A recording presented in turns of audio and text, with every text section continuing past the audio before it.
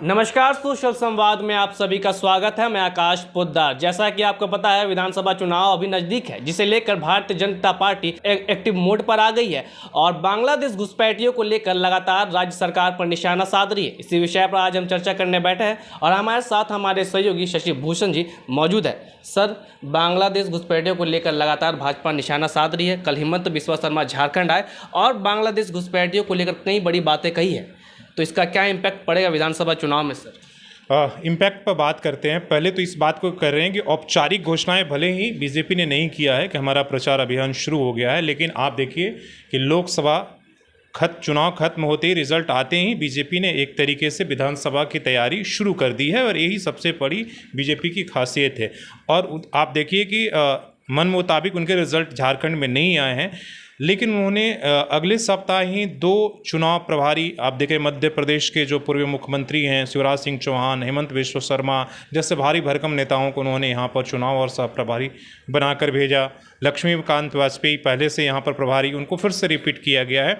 तो उनका एक तरह से प्रचार अभियान शुरू हो गया है। एक व्यक्ति जाता है, दूसरा व्यक्ति फिर से आता है और यहाँ पर प्रवास करता है, लोगों को एक तरीके से मुद्दा सेट करने की कोशिश करता है। बीजेपी के सामने सबसे बड़ी चुनौती है कि झारखंड में जो आदिवासी सीट है, जो मैं बार बार कह रहा हूँ कि जो 28 रिजर्व सीट है, उसमें किसी तरीके से सेंध लगाने की कोशिश हो रही है। इसलिए कि लोकसभा में उन्होंने देखा कि 5 में से 5 सीटें जो है इंडिया गठबंधन के पास चली गई है।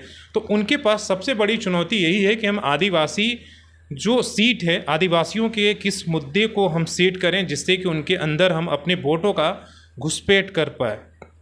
और उसी एजेंडा सेट करने के लिए बीजेपी लगातार एक कोशिश कर रही है।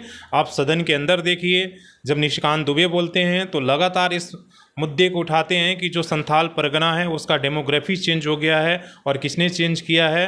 तो वो बांग्लादेशी घुसपैठियों ने किया है। और इसको बढ़ावा किसने दिया है? जो वर्तमान गठबंधन की सरकार है, हेमंत सोरेन की परिवार है, उनको वो लगातार निशाने पर लेते हैं। इसलिए जैसी बांग्लादेशी घुसपैठिया की बात होगी, उसके जो है निशाने पर आपकी जो यहाँ की सरकार है हेमंत सोरेन की, वो आएगी निशाने पर। इसलिए इस मुद्दे को जो है ज़्यादा तवज्जो दिया जा रहा है। कल जो हिमंत बिस्वा शर्मा ने कहा कि देखिए हमारी जो सरकार आएगी, तो जो अभी बांग्लादेशी घुसपैठिए हैं, मतलब जो मुस्लिम हैं, उनके ऊपर उनका निशाना था कि जो बांग्लादेशी घुसपैठी हैं आराम से जो है वो घुसपैठ कर रहे हैं संथाल परगना में और आदिवासी बहन बेटियों से शादी करके यहाँ पर लैंड जिहाद हो रहा है और एक तरीके से उनका ज़मीन हथिया रहे हैं, उनका जो है जायदाद हथिया रहे हैं, उनका हक हथिया रहे हैं। हम ऐसा कानून बनाएंगे कि घुसपैठिए कोई भी शादी ना कर सके और उसे ये अधिकार ना मिले। झारखंड में आप पूरी तरीके से इनकार नहीं कर सकते कि ये नहीं हुआ है, बहुत बड़े पैमाने पर हुआ है। संथाल परगना के अंदर आप देख लीजिए, जितने भी पीछे जो आप रूबिका पहाड़िया से लेकर कई ऐसे मामले आए जहां पर जो है आपने देखा कि उन आदिवासी बेटियों के साथ जिस तरह के अपराध हुआ, जघन्य अपराध हुआ, और उसमें जो है बड़ी कोई ठोस कार्रवाई नहीं हो पाई। बीजेपी अब चुनाव का समय है तो उसको वो मुद्दा बनाना चाहती है कि इस मुद्दे के साथ, इस एजेंडे के साथ हम किसी तरीके से आदिवासी वोटों में हम सेंध लगा पाए और उसको बांट दें। और इसीलिए ये तमाम लगातार कोशिश हो रही है। बाबूलाल मरांडी भी आप देखिए कि बांग्लादेशी घुसपैठिए पर मुखर हैं, हेमंत बिस्वा शर्मा भी वही बात कर रहे हैं।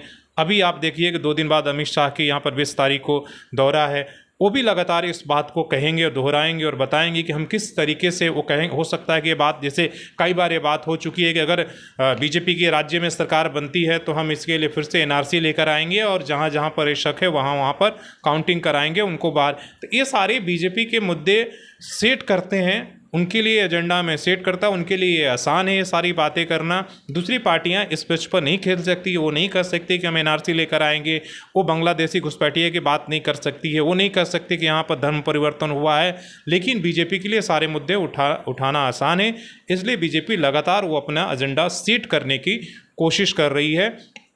और मानने वाले, और सभी समाज में, आदिवासी समाज में भी देखिए मानने वाले लोग हैं। कई लोगों का कहना है कि हाँ, ये बड़े पैमाने पर जो है वहाँ पर घुसपैठियों ने इस तरीके से वहाँ पर ये किया है। दूसरा, ये भी मानने वाले लोग हैं कि जो आदिवासी के अंदर धर्म परिवर्तन हो रहा है खासकर, तो उसके डिलिस्टिंग की मांग करने वाले लोग भी हैं।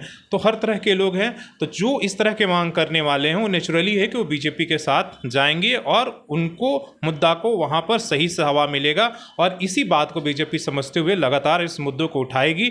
आने वाले समय में आप और भी देखेंगे कि मुखर से उठेगा ये मुद्दा और आगे और इसका अग्रेशन देखने को मिलेगा। सर, कल जो हिमंत बिस्वा शर्मा का जो संबोधन था उसमें कई सारे ऐसी बातें की जो सोशल मीडिया पर लगातार वायरल हो रही है।